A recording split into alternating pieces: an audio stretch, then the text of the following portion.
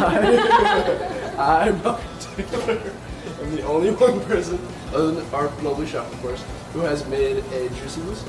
Oh, was it good? Yes. Was it good? It was delicious. And now you're making a Cusey Lucy. Exactly. Uh-huh.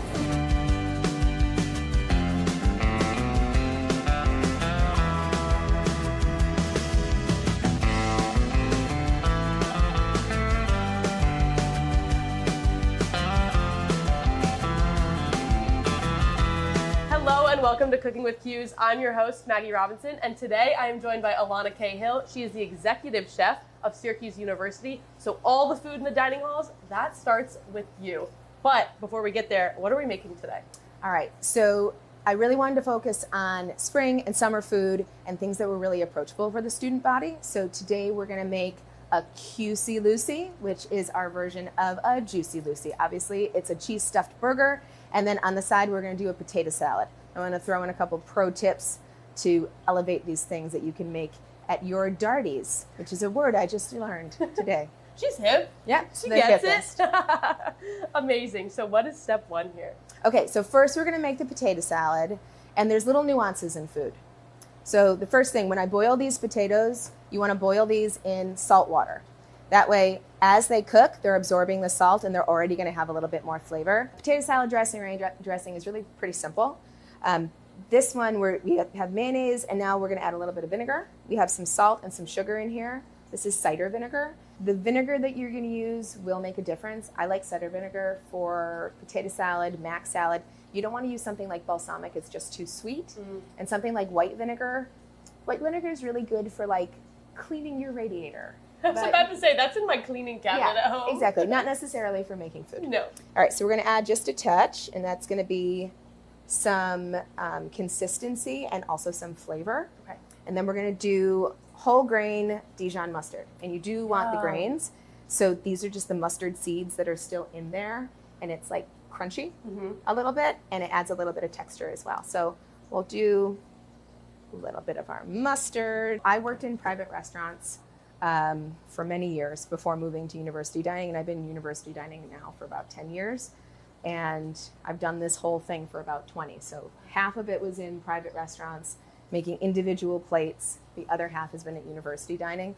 So the scale that you're making things, sometimes it's hard when I get home to remember how to cook for one person or two people or four people, because you're always cooking for hundreds. Yeah. And yeah, when you get like, everything comes in 5-pound pails or 5-gallon buckets. I actually spent a year during COVID in manufacturing. Wow. Because everyone did some soul searching in COVID, and I did as well. And things didn't come in 5-gallon pails; they came in 55-gallon drums. Oh my gosh! So that makes a difference too. Wow! See that much mayonnaise? Yeah. All right. So do you want to actually mix that in? Yeah, sure. Okay, perfect. So we'll just dump that into our potatoes there. So start with about half. Okay. And we'll mix. We'll see where we are, and then we'll go from there. Okay. Another thing to think about when you're cooking. You can always put more in, but you can't take it out. And I know I've said that twice, but yeah, this is good advice, and it's one I don't usually take. And then, do you have a preferred stir method, or can you be? Nah. Okay. Just go nuts. You just want to be thorough, right? Yeah. So that is, like, you want to get the edges, you want to get the corners. Yeah. This is a bowl, so we don't have too many edges or corners to work with. What is our next step? This looks perfect. So now we're going to add all our like little fill-ins here. So we have some red onion. We're gonna just like shake a bit in here. We're not gonna do all of it. It's an eyeball. We don't want to go nuts with the onions because no onion breath. So we'll be there. Or darty. Yes, totally. The red onions, particularly too, like something about them, they'll definitely stay with you. So celery, red bell pepper, which is like tangy and crunch, and it's also gonna give a little bit of color. Hard-boiled eggs, if you're into it, 1,000% optional. But if you're into eggs, we'll do eggs. We're gonna add a little bit there. And then some fresh parsley. Yummy. Ooh, these colors are so vibrant. Wow. And then a good stir? Oh yeah, we'll stir that up, and then likely we'll add some more dressing. Okay. But we'll just make sure. See what we are. Okay. Okay. I think we did it. You want to try? Amazing. I would love to. A little fork in there. A bite. That's really good. right? And the vinegar really comes The vinegar is really good in there. And the crunch is so Right? needed. through. Okay, That's delicious. I feel like I'm like in summer in July at a Awesome. picnic. perfect. All right, so we've made our potato salad, and now we're gonna make our stuffed burgers. Yum. Okay, so we'll clean this up. We'll get our stuff. All right, so we're gonna get started on the burger. First step, we're gonna make our roasted garlic aioli, which is gonna be Yum. our spread for our burger. So we're gonna roast some garlic. Roasted garlic is like one of the most delicious things in the entire world. This is a really super easy, cheap thing to know how to do. Impress your friends, you know, have people over. You can also just like spread roasted garlic on bread. So delicious. It's awesome. Garlic is really, really good for you too. And super, super simple to do. So you can do it with just garlic cloves. We're gonna do it with a whole head of garlic. And what you're gonna do is just cut the whole top off, right? So you just wanna expose the tops of the garlic. So just like that. Okay. And then we're gonna wrap it in foil.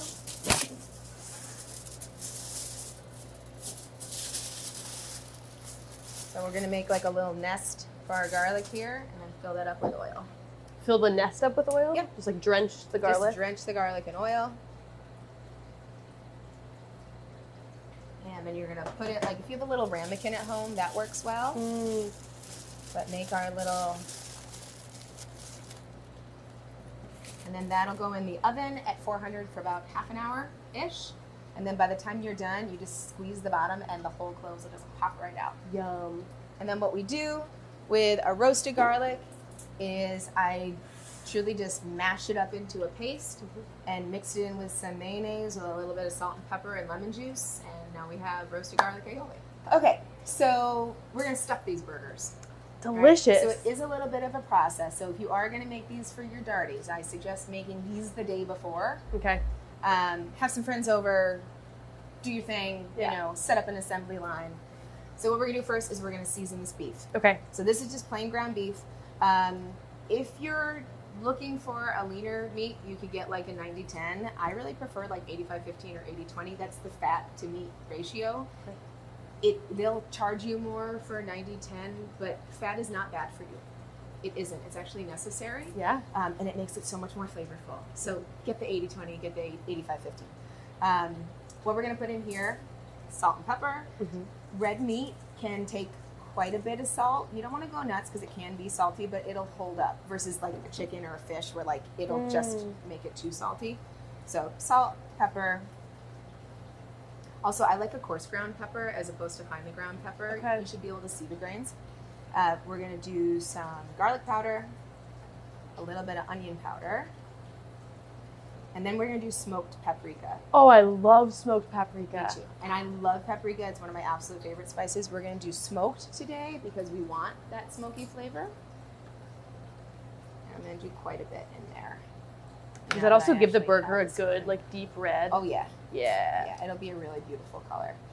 Making potatoes the best mix for like home fries: salt, pepper, onion powder, garlic powder, paprika.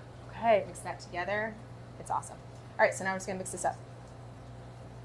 It's like adult Play-Doh.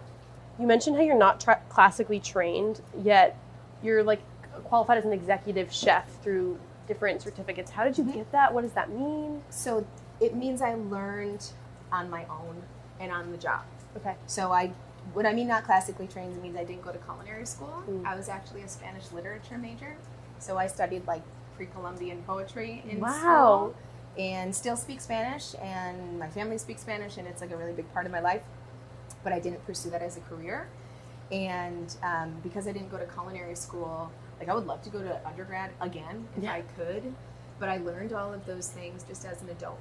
And then to become a certified executive chef, I had to continue my education. I had to take, achieve certain continuing education hours. And then I had to pass a bunch of tests, including a written test and then a practical exam. Wow. And most of the stuff I did a lot of cooking at home. So cook for your friends, cook for your family. Wow. Did a lot of cooking at home, a lot. All right, so now I'm going to wash my hand. But what we're gonna do is we're gonna make so we're gonna make 2 burgers from this. Okay. And these are like gonna be big fatty burgers. So what we're gonna do is we're gonna separate this into 4 portions. Okay. right? So first we want to take a look at it, and we're gonna so we got this here. Mm-hmm. We're gonna separate that in half, just about. I feel like if I had a gravestone and my son was asked what should it say, what she'd say the most, it would be wash your hands. Because we wash our hands constantly. I think it's a chef thing. Mm-hmm. I say if you wash your hands 100 times a day, it's not enough. Wow. You wash your hands before you brush your teeth. You wash your hands before you touch things. You wash your hands after you touch things. So it's okay not to use gloves in your home kitchen if you are washing your hands constantly. Keyword if. Yes. There are actually some manufacturers that no longer use gloves. Wow. Like Cabot cheese, for example, doesn't use gloves inside of their manufacturing. I did not know that. Because they did studies and found that their employees actually kept their hands cleaner when they were ungloved than when they were gloved. That is so crazy. Because it's like a false sense of safety. Right. Yeah, absolutely. So we're going to flatten these out into patties. Mm-hmm. And you want to make them pretty flat. If you've ever made a burger at home and you don't, what I actually do is you sort of make it concave in the center because as it cooks, it'll collect towards the center. You ever cook a burger at home and it comes out like a golf ball? Yeah. Right? It's because you didn't flatten it in the center. Wow. So start it flat and it'll come back together. Okay. So it's going to look huge, but it's going to get quite a bit smaller. Okay. And because also we're going to stuff these with cheese, we don't want any of the cheese coming out the edges. So we want to make sure that we can seal all the edges. So we're going to really flatten it out. So when you're working in the dining halls at Syracuse and there's so many people to feed and everyone has a different food preference and a food allergy, how do you build your menus? So surprisingly, it's like so much changes and so much stays the same. Good food is good food. What I look for is I want to be authentic. So I rebuilt the entire residential menu this semester. Wow. And I wanted to look like we have students from everywhere in the world. Yeah. So if we're going to make Thai food, let's make real Thai food. If we're going to make Filipino food, let's make real Filipino food. If we're going to make American food, let's make real American food. So really focusing on the ingredients that we're sourcing. I love to eat. Food is my favorite thing in the world. Yeah. And balancing your diet's really important. A real challenge that I take seriously is that our demographic of students, the age group itself, we have students from everywhere in all different backgrounds and all different homes that students are coming from. But something that most people at that age share in common is they don't feed themselves. Someone who cared for them fed them. Whether you grew up with your mom or your dad or your cousin or your grandma or your aunt or whatever it may be, someone else made your meals. So learning how to feed yourself is a skill that you need to learn. So it's really important that each station inside of a dining center has components that can build a full nutrient-dense meal right there. And so how do I get all of that nutrient density inside of one dish? So lots of vegetables, lots of whole grains, and then you gotta make it taste good. Yeah. Also. On a huge scale. Yeah. Wow. That is not an easy job. It's not, but it's fun. All right, so now we will stuff our burgers. Okay. So we've got two sides, right? We've got a base and a top. You're peeling these off like it's easy, and I'm really, oh. Here we go. There you go. You're a pro. Thank you. Awesome. Okay, so you can use whatever cheese you want. When you're melting cheese, you do want to find something that's going to melt nicely. Something like sharp cheddar, as much as it's so delicious, it's really oily and salty. So the harder the cheese is, the more solid, right? The more salt crystals there will be, so it's not going to melt as nicely. This is a smoked gouda. Gouda is a really, really nice melting cheese. So easy peasy. And it's got that nice smoky flavor. That's also why we put the smoked paprika, because this is going to have that sort of smoky flavor in it. So we're going to stuff these with our smoked gouda. Our recipe says 4 ounces, but follow your heart. I also don't know what 4 ounces looks like. I won't lie to you. So we'll just get a good healthy portion of cheese in all of these. I've also never made a stuffed burger, believe it or not. So I'm excited. The other version that I make often I actually make with lamb. Ooh. So I do ground lamb, and then I stuff them with goat cheese and make like a cucumber mint chutney sort of thing for the top. I made those for my sister once, and I shouldn't do those things for her because she like bugs me all the time. When are you going to make those again? It was That's great. so funny. All right, I think we're good. So we want enough that it's like, you can definitely tell that it's there, but not too much that it's just going to like seep out the sides. Yeah. And then we're going to flip this over, right? So we'll flip that on top.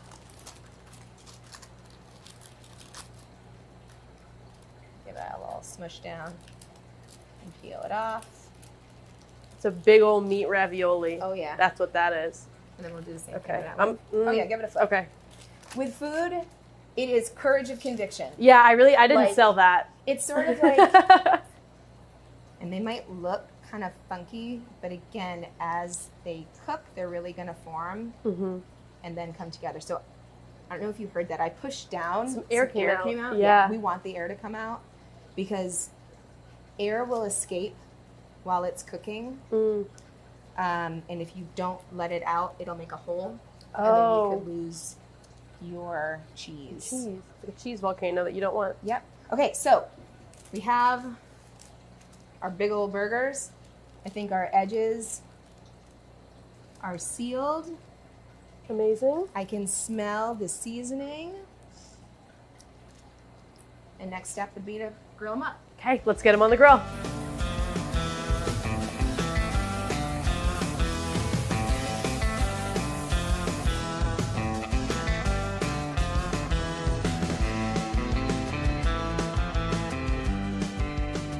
Okay, so now we're gonna assemble them. So what we're gonna do, we have a roasted garlic aioli.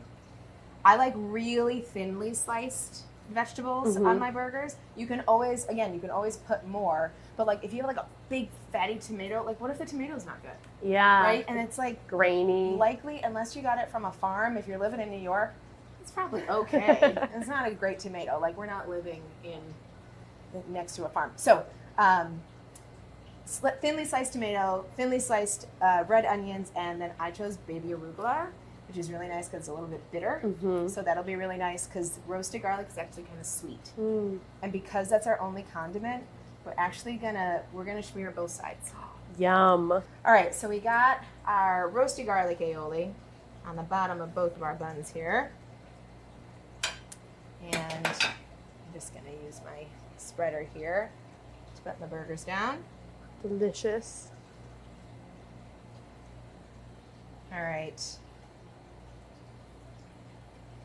Give that a good, not a smush, but you do want a little press. Amazing. There you go.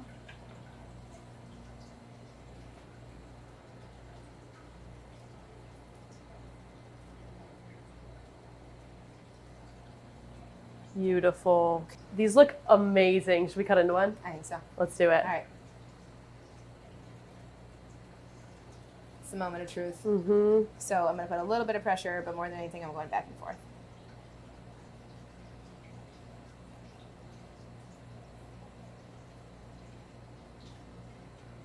There we go. That's the most perfect cut. All right, let's see what it looks like on the inside. Oh my God. That was amazing. Okay. Oh, and I just made this comment about sandwiches. I don't think we should turn away from each other. I think No. we should embrace this. Let's do it. Yeah. Okay, you want cheers? Okay, yeah. Okay, here we go.